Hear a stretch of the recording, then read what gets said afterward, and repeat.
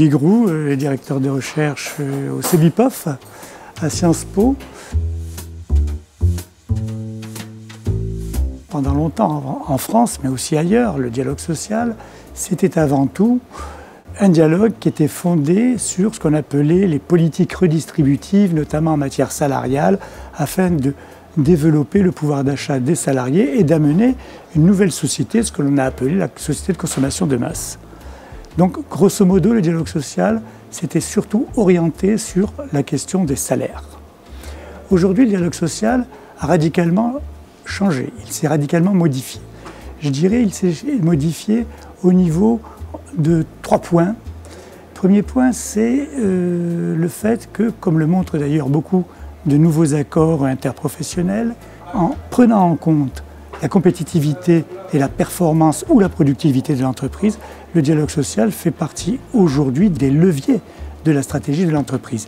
En second lieu, effectivement, derrière par exemple une notion comme la responsabilité sociale des entreprises, il y a, si je peux dire, une prise de conscience du dialogue social pour aborder des questions telles que le développement durable, sachant que pour l'entreprise aujourd'hui, le développement durable est quelque chose d'absolument essentiel si effectivement l'on veut que l'économie puisse se reproduire dans les meilleures conditions pour l'humanité. Enfin, et c'est un troisième point qui est loin d'être négligeable, bien au contraire, c'est le domaine des valeurs.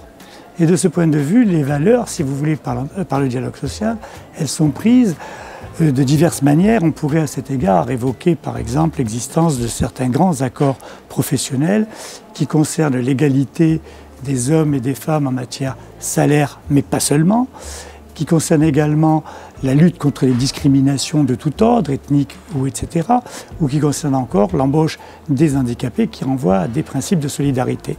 On le voit, égalité, lutte contre les discriminations, justice et solidarité, on est bel et bien là face à des valeurs tout à fait centrales dans nos sociétés et c'est aujourd'hui un des aspects de l'entreprise très nouveau que de prendre en charge très directement, très explicitement ce type de valeurs. Le changement, a priori, il implique certaines craintes. On a tous, quelque part, exprimé certaines appréhensions, certaines peurs par rapport au changement. C'est humain, c'est tout à fait naturel.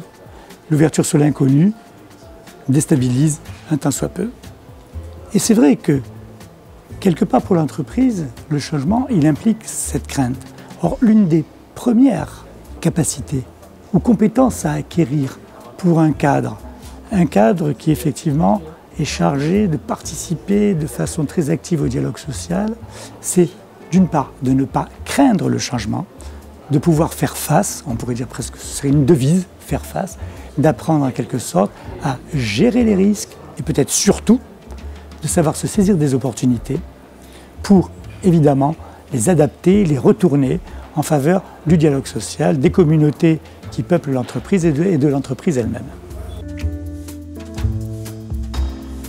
L'intelligence du nouveau cadre, celui qui bâtira le dialogue social de demain, ne doit nullement être monopolisée sur les simples problèmes économiques parce que la stratégie de l'entreprise ne se réduit pas à cela, mais doit prendre en compte en quelque sorte l'entreprise dans un univers systémique, dans un univers relativement globalisant, autant que faire se peut bien sûr, parce que nous parlons là d'intelligence collective.